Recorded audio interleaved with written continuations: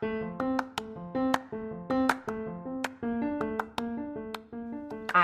can accept the fact that I'm not going to get pregnant, that this isn't going to be the reality of my story and my life. And what can life look like without children? And so I had to shift how I was thinking about my future. Welcome to the Hope Warrior Project podcast, where we bring you an extra dose of hope to help you get over the humps of life. I'm Stephanie Martino.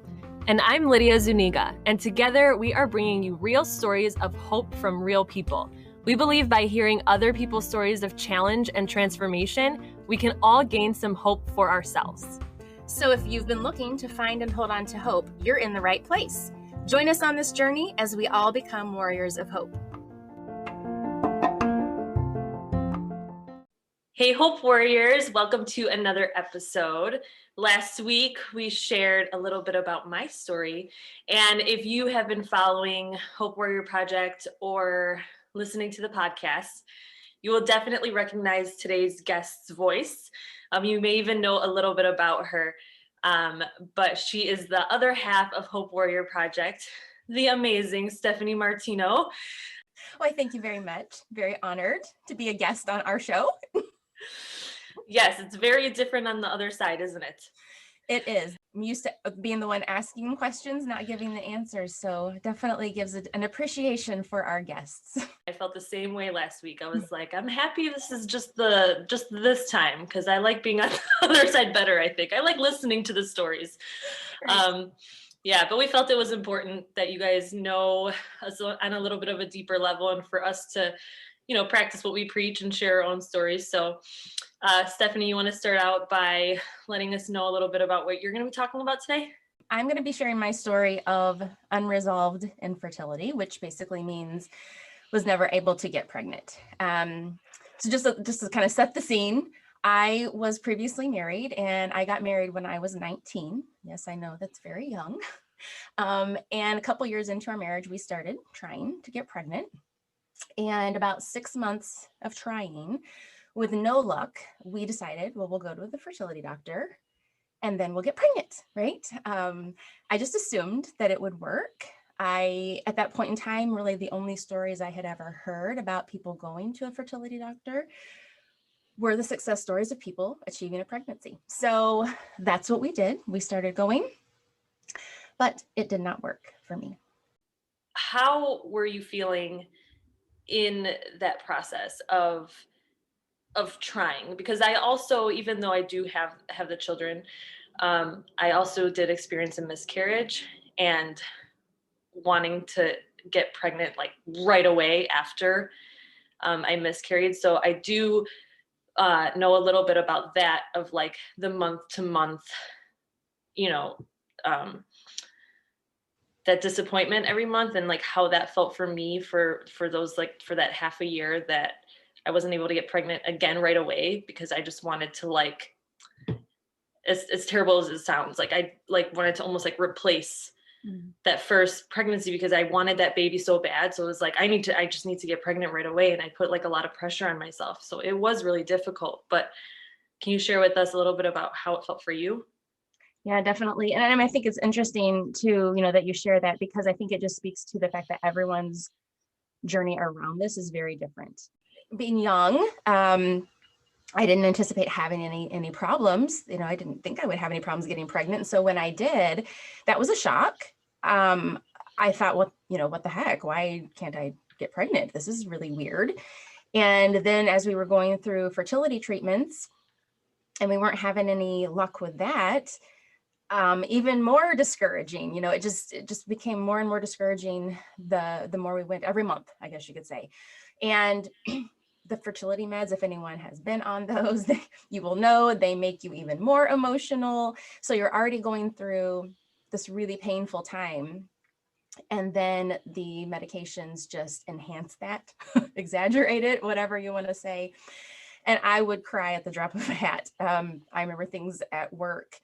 Something happened to my boss that had asked me to come into his office for something. And I just thought, oh, I'm in trouble. And I started crying. And of course he was like, oh my God, what did I do? And he brought me a box of Kleenex. I mean, the whole thing was just crazy, but I think it just speaks to the fact that you're going through, or at least I was going through this really hard time, but yet still trying to live normal life and trying to hold my composure. And it was really a hard balance. So very painful, very discouraging, a lot of crying, and I just couldn't, as we were going through it, I really couldn't understand why. I was like, well, why, God, aren't you letting me get pregnant? Like, why aren't you letting me get pregnant? Why does this happen? And there's a lot of things I think that made me think that, I've always been good with children. And from, when in my teenage years, my adult years, I just have always been good with kids. And, I taught Sunday school and vacation Bible school and children's choir. And, anytime I meet a little kid, even the ones that are generally like super shy and don't like strangers, I can usually get them to like me and laugh, And so it's like, why would I have this gift or this ability? And then I can't even have kids of my own. I didn't understand. That doesn't make any sense to me. And then I look around and see all these other people, popping out kids left and right. And even people who didn't even want kids were just getting pregnant. And I'm like, this doesn't seem fair. Like, I don't get it. I don't understand why this is happening. And so of course that was just kind of like a continual obsessive thought that I would have. My friends at that time, I was in my early mid-20s, and at that time, a lot of my friends were getting pregnant and having babies. And so I remember, every time I would hear about another one of my friends getting pregnant, it was like this weird two sides of the coin type thing. I was happy for them, but my happiness was very much overshadowed by my own pain and hurt, because every time I heard of someone else getting pregnant, it was just like another knife stabbing me in the heart, and just bringing that hurt all over again. And my hurt was so consuming, and I would end up feeling jealous. And then I would feel guilty for feeling jealous. So it just like stuck you in. You're already feeling bad about not being able to get pregnant. And then you're feeling jealous, and then you're feeling guilty. And it's just this horrible combination of negative emotions. At least that's what I was feeling. In fact, there's one time in particular, I remember we were at my in-laws' house, and I think we were over there, with the other family members for snacks or something. And I found out there that both my sister-in-law and another one of our friends were both pregnant. And that was just too much for my heart to take. I just couldn't keep my composure. I think that's one of the things that, when you're going through infertility, you're constantly trying to maintain your composure. And I lost it. I couldn't hold it in. I just couldn't deal with it. And I got up and left. I went home. I think I even left my husband there. Like, you have to find your own way home. I got to get out of here. And when I got home, I bawled all the way home. I was just sobbing, and I knew I needed to talk to somebody. And, throughout this time, I never really talked about what I was going through. Probably I didn't know how to, but talking about it also made me hurt. And I would cry if I would talk about it, and I didn't want to cry. But at this point, I knew I needed to talk to someone. And so I called one of my friends. And the reason I felt comfortable calling her, even though she had children, she had experienced miscarriage. And so even like you said, there's something there that you can kind of, understand about that loss. Even though I didn't have a child that I lost this expectation or this hope, of having one. And so I called her and just, sobbed and bawled and everything. And that was at least comforting for me for, just a little bit, to have someone to talk to that understood. And I didn't feel like I really had anybody like that to talk to throughout this time. And adding on to all of this, I'm an only child. So was the only hope for my parents to have grandchildren. Now, they never, ever put any pressure on me. They never made me feel bad about it. They were always very understanding and supportive. but it was my own pressure, I guess I put on myself, that I wanted to be able to give my parents grandchildren. I knew they would have loved to have had grandchildren. And so that was really hard too, because then I felt bad about that as well. I think at that age, it's just normal for people when you meet someone or you haven't seen someone for a while, the small talk questions. And one of those questions that we would get asked is, oh, when are you having children? Or, even worse, the one that hurt a bit more is, oh, why don't you have any children yet? Don't you guys want to have kids? And I know, absolutely. And I knew then that they did not mean to be hurtful. That was not their intention whatsoever. But nonetheless, it was painful to have that question, because it was awkward. Because I wasn't talking about it. I wasn't really sharing with people what I was going through. Close family and friends probably knew, but generally people didn't know what we were going through and that we were struggling with that. So when people asked you, like, what was your response?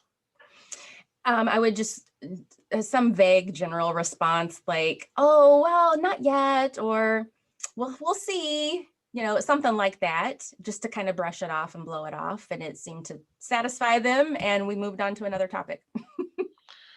Right. Yeah. And that's like another thing that I think makes it hard, is that it's like you don't want to make people feel uncomfortable by saying like, well, actually that's something I'm really struggling with right now. But then like you're just holding the discomfort in yourself instead of like just being open and like letting it breathe, kind of, if that makes sense. Like I wonder like what's better. And I don't know if there's an answer to that, but like, if it's better to just own it and be like, actually we've been trying, so that people can know where your heart's at. And like, even for people that don't want children, I feel like that's weird for them. Like they get judged. Like Right. everybody has these expectations of, you get married, you have children, you get married, like that's what you're supposed to do. And it's like, if you're veering from that at all, you get questioned, and it's like, why? Yeah. And it's something that I think our culture needs to be more mindful about, is that everybody's on their own unique journey, and they shouldn't all look the same, right? Like that's what makes the world so beautiful and interesting, is that we all, have different things to offer and show up in different ways.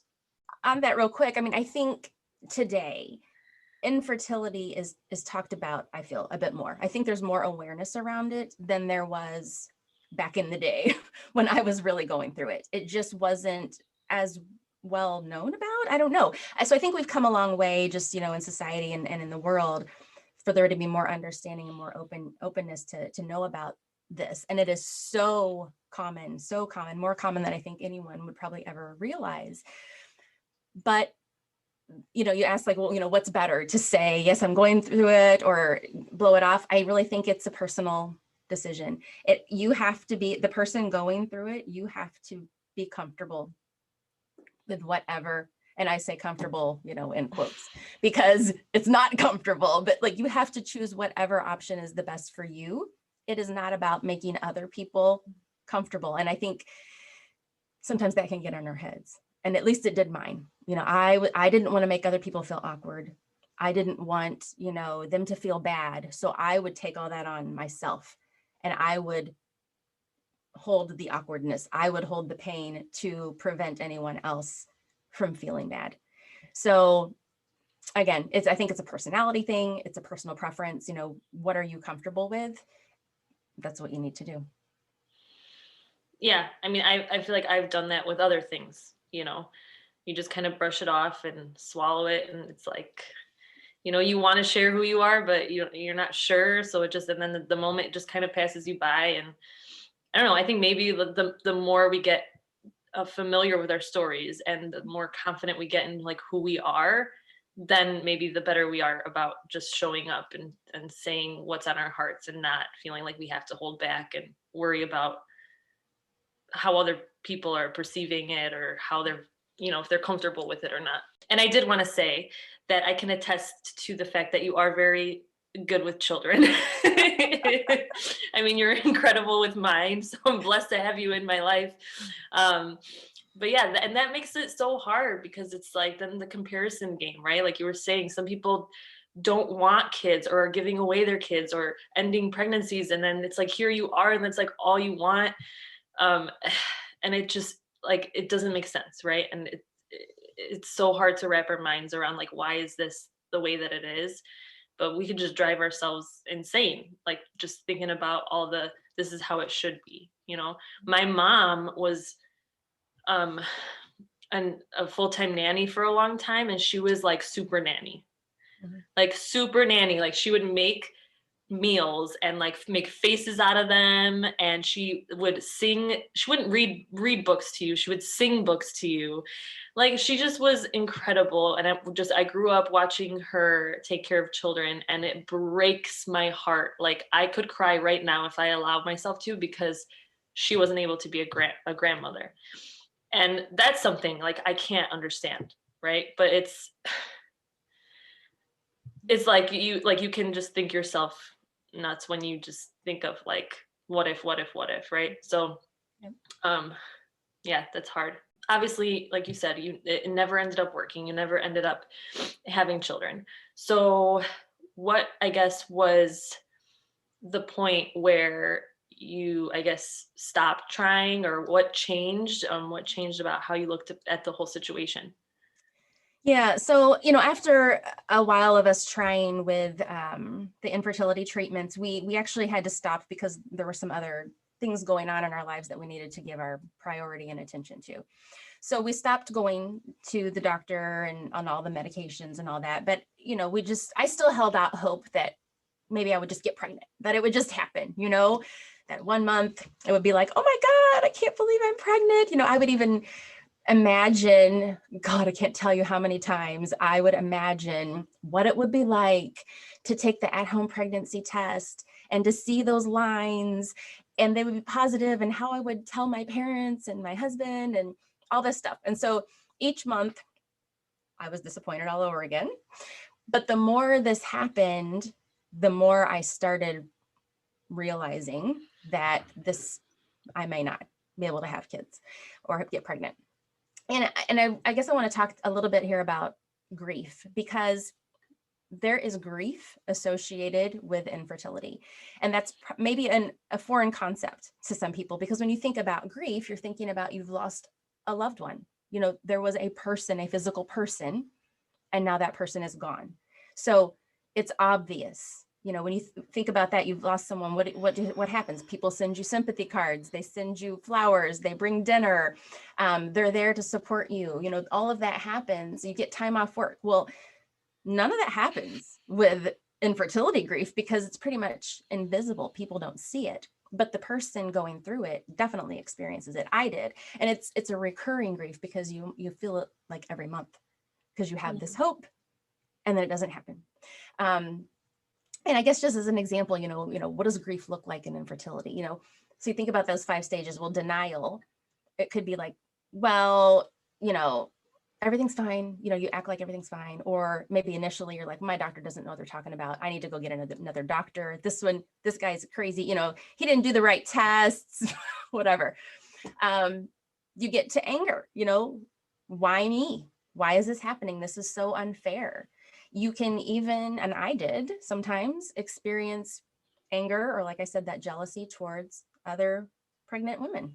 And then you get to the bargaining. So where you're like, okay, well, I'm just going to do everything right. I'll read all the books. I will change my diet. I'll take all these vitamins and herbs, I'll do this. I'll promise, I'll be happy. I'll be good, all these, bargaining things in your mind, like that's going to make it happen. Then you get to depression, where you're like, you just feel like I'm never going to have a baby. What's the point? Maybe becoming isolated, a lot of time, crying, just wanting to be away from everyone. And then acceptance. And so acceptance is what I did finally get to overall, where I said, you know what, it's going to be okay. I can accept the fact that I'm not going to get pregnant, that this isn't going to be the reality of my story and my life. And what can life look like without children?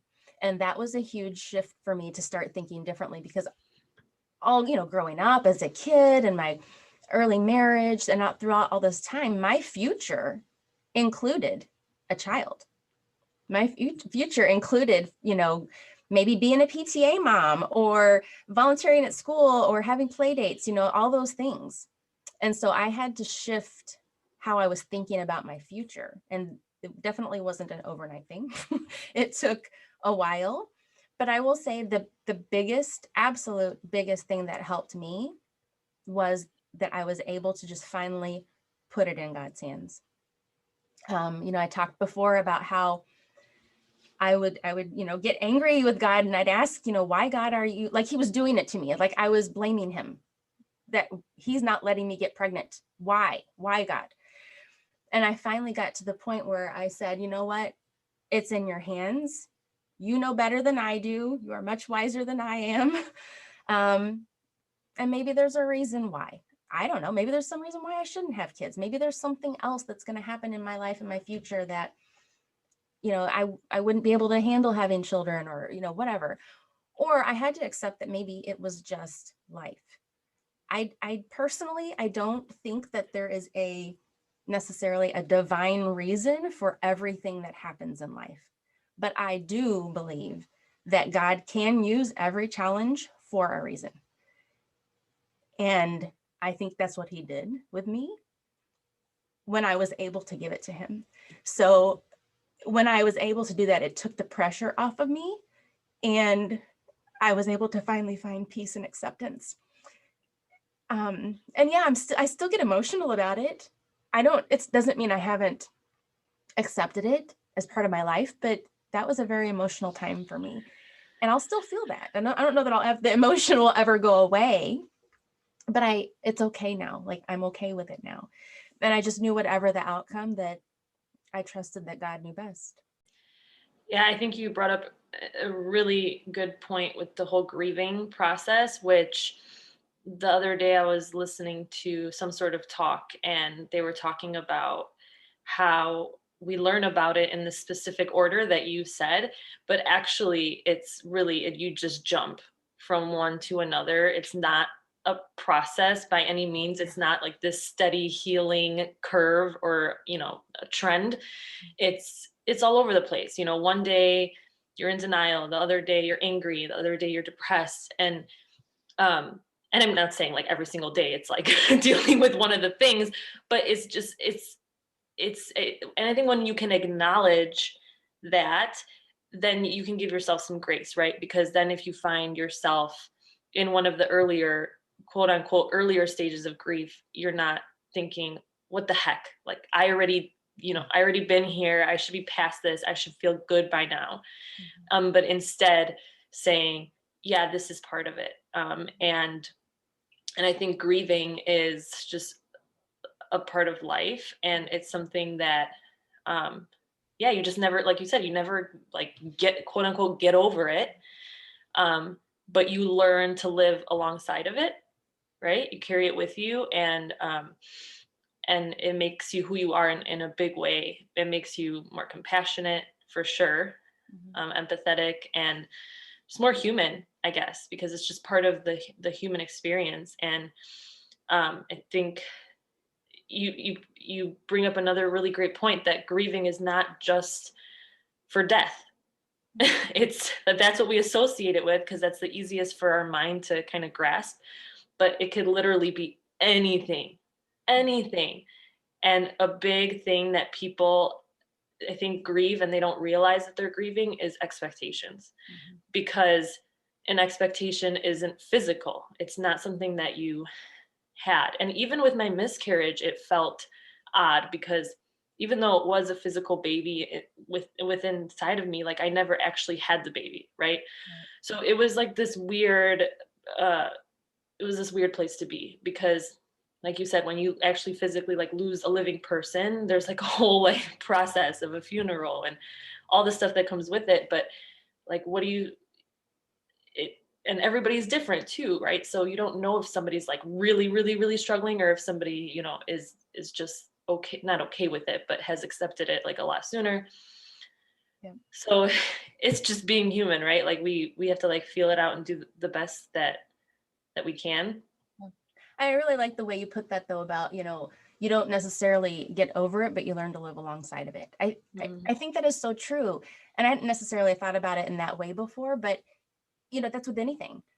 It is still part of my life. It's still part of my story. I'm not like deleting that chapter of my life and forgetting about it. It has been instrumental in shaping me who I am today. And so, yeah, it's still there. I don't like just forget about it. It's not like, yep, done, delete, forget about that. I still think about it. I still know it, but I'm okay. I've accepted it. I'm okay with it. I'm not continuing to grieve it at this point. Well, so that I guess brings me to my next question is you said that it's affecting you, it's something that you take from in your current experiences. So do you have some examples of that, or how are like the lessons that you've learned with this process, showing up in your life today? Yes, I remarried someone, 6 years ago. I got remarried. And during our, dating, actually, it may have been seriously on the first or second date, or maybe even before, to be honest, like when we were talking on the phone, I told him, just so you know, I don't think I can have children. So if that's important to you, I may not be your girl, right? I don't want that to be a surprise later on. Thought that was very important to get out of the way. And, and he was okay. He's like, yeah, I'd be sure I can, I'm fine either way. He didn't have a huge desire one way or the other. Well, after we got married, I don't know, maybe within the first year or so, one of his friends had also gotten married, and they were around our same age, and they were struggling to get pregnant. And so she had gone and had one of these tests done. So, there's a test that they, put this dye through your tubes and to see if there's any blockages, right? Because if there is, then they can take care of that, and then hopefully you'll get pregnant. Well, after she had this test done, she got pregnant. She just got pregnant. So my husband's like, well, maybe you should just try that. Maybe you should just go have that done. Cause maybe they just need to clean out the cobwebs. Okay. At this point, I could laugh about it. If this was back in my 20s, I would have not laughed, but my dear husband. So I'm like, okay, fine. Let's just give it a try. Might as well, and I figured if we're going to even think about this, we should do it now, because at that time I was 40 and I'm not getting any younger. So, all right, let's give it a shot. Did that. There were no cobwebs. But the doctor did suggest trying IVF, which is in vitro fertilization. And I hadn't done that particular process before. And so my husband and I talked about it, and we thought, well, again, let's give it a shot. Might as well just give it a try. I did go into it with a very open mind though, because at this point I had already accepted that this is probably a reality of my life, that I may not be able to get pregnant. So I went into it with a very different mindset than I did when I was 20. So we went through a few rounds of IVF. We had no luck, those didn't result in a pregnancy for us. And so at that point, we decided to just go ahead and stop treatments. And, at that time we said, okay, well, maybe we'll consider other options. I was kind of, open to the idea of adoption, but he wasn't really, didn't really want to go that route. He was open to the idea of getting a donor egg. So, some other woman's egg. But I was like, nope, I'm not comfortable with that. And I say that because you have to be comfortable with the decision that you make around this. This is a huge decision. And, since we didn't necessarily find an option that we both were comfortable with, and neither of us pressured the other. He didn't try to pressure me to do what he wanted. I didn't try to pressure him to do what I wanted. And we agreed, okay, well then we're making a decision that we will have a life without children. And we were fine with that. We love our life. Yeah, we have our ups and downs, as everyone does, but we are fine. We enjoy our life. And it's not like we feel like we are just missing something major in our lives, like we're just unfulfilled because of this. We don't feel that way. There are other ways, to enjoy your life, obviously. One of the things I would say I learned throughout this entire experience is that, well, first of all, like I said, so many people are struggling with infertility. I would guarantee that every person listening and every friend that they have knows someone that is or has struggled with infertility. You may not know it. You may not know that they have or are, but it is that common that I guarantee everybody knows someone that is struggling with it or has. And so I have become, I think, much more compassionate, and empathetic for anyone that is struggling with that. That's one of the reasons I want to, share my story, here and with others, because I want people to know that, first of all, I understand, you are not alone in how you feel, and that's why I say I'm honest I felt jealousy. I felt anger. I felt all those things. I didn't want to talk to people. And so if anyone is feeling those things, don't feel guilty about it. Like I did. I would put guilt on myself for feeling that way. That is part of going through this. And so knowing that, I'm able to understand and empathize with people who are going through, whether it's infertility or something else, what we go through and how it affects us emotionally is hard. I'm at the point now, obviously, where I can talk about it without crying. I mean, I got a little emotional today, but I can talk about it without crying. And it's easier to share about my experience. And I did find through my journey that when I did start opening up about it, that it was actually this relief, I didn't open up to every single person I met, but there were some people that I really felt like I trusted and that got it, that I could share with and I could talk to about it. And I think that actually helped me heal, because when I was keeping it all inside and to myself, it was just festering. It had the pressure was just building up. There was no pressure relief valve. And so when I started talking to people about it, it did, I believe, help my healing. And, back in my 20s, I didn't know about infertility support groups. I mean, there were probably some out there. I didn't know about them. I really wish I had known, because I think that would have been a really good healing process for me as well. And to have people that were going through it and understood. So anyway, today, I think, generally we still hear about, and I say the success stories in terms of people that ended up getting pregnant. So going to fertility specialists and they got pregnant. Those are the stories that we usually hear about, because it has the happy ending, so-called, right? And I do again in quotes. We don't usually hear about the stories of the people that went through all of that and then still were unable to get pregnant. So I just want to share that, because it is a reality. It is something that happens. And I think the more people can understand that and know about it, just the more compassionate we can all be. And even if this process doesn't result in a pregnancy for someone, I am a living testimony that life can still be good. It can be fulfilling, enjoyable. You can still love your life. And so I want to be able to share that with people and be there. If someone wants to talk and share their own journey, I'm more than willing. Anybody, call me, reach out to me. I would love to be there and support people. Yeah, you're right that the stories that we hear way more often is, struggling for how many years, I stopped all the all the, help, and then just miraculously got pregnant. And, we love those stories. And I think it's because a lot of us think, at least I can speak for myself, is that when we think happily ever after, we think of circumstances, right? Because that's what maybe we saw when we were children or whatever. And we link that to success or happiness is this. It's this picture that was painted for me of the happily ever after. It's the prince and the princess, getting married or then having a family. And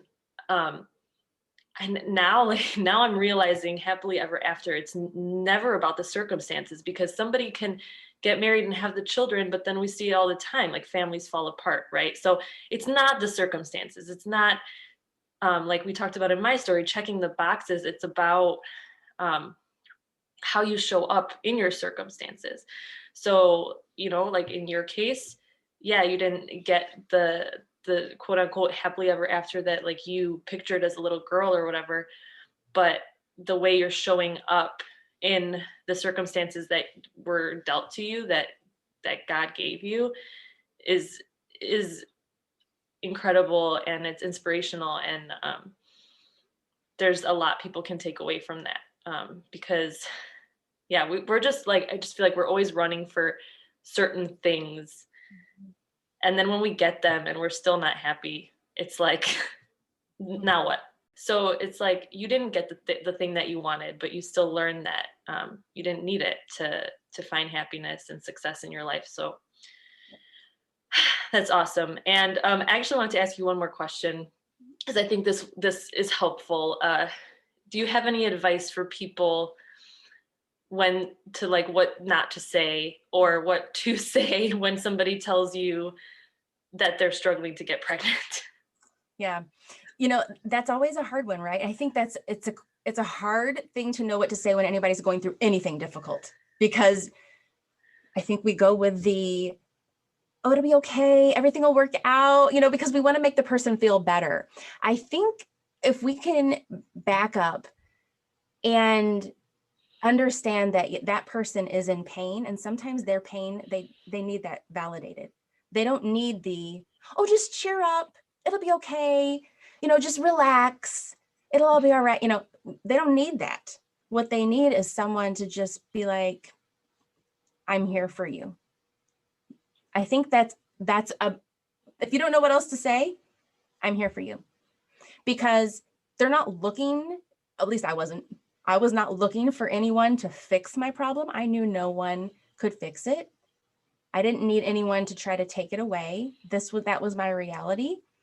And I think the people that helped me the most were those that validated my pain and said, I'm sorry you're going through this. I'm here for you. I'm praying for you. I think that was the best responses that I could have received, because at least let me know they cared and they acknowledged they couldn't fix my problem. Yeah, I think that's excellent advice. And I think that even goes into, like you said, anything that if somebody's going through something difficult, I talked to somebody recently that was in a situation where she was going through like a tough time, but it was something that she felt like she couldn't openly talk about with people because like she feared judgment or whatever. And I remember just saying like, well, and I didn't know how to comfort her, right? I didn't want to say like, it's all going to be great, because I don't know that. And like you said, that's not really what people want to hear. So like something that I said that I felt good about was like, if you ever just need somebody to listen, and like, I promise you, like, not to judge, and I will try my best to not give you advice. Because that's actually something I learned in yoga teacher training, is that like we think that's helpful, but it actually isn't. And like we want to add value and stuff like that. And it's like people just actually genuinely want to figure it out on their own, because then they feel like that's their truth, right? Because something that is working for me may not be working for whoever else. So and I don't know, it seemed like she was grateful for that. And she said, like, that's why I called you in the first place, was because I didn't feel like you would, you know, judge me. And then just putting myself in her shoes, I think that there is, like, Stephanie, you're one of those people for me. And everybody has, I mean, hopefully everybody has these people, but it's usually just a few, right? It's like 3 people maybe that you can just like air out your thoughts and just be like, I'm just talking, like some of this might not even make sense, but just having somebody to like hold space for you to do that is an incredible, incredible gift that you can give someone. Yeah. So, yep. Okay. Yeah.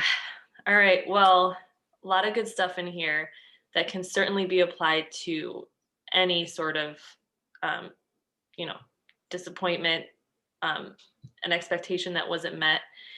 But obviously, if you are someone or know someone that's struggling with infertility, like Stephanie said, she's open to connecting, and being that, you know, that hope warrior for you that can empathize and feel for you. So of course, get connected with us if that's something that is on your heart. And then next week we will dive back into our Hope Warrior community and start introducing you to some more stories, some more challenges, more lessons, more tools, so that we can continue to grow together. So thank you so much for listening, and we'll see you next week.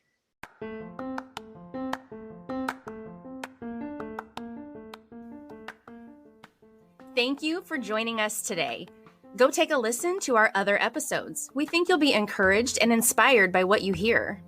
Are you interested in sharing your story of hope on this podcast? Contact us at hopewarriorproject@gmail.com.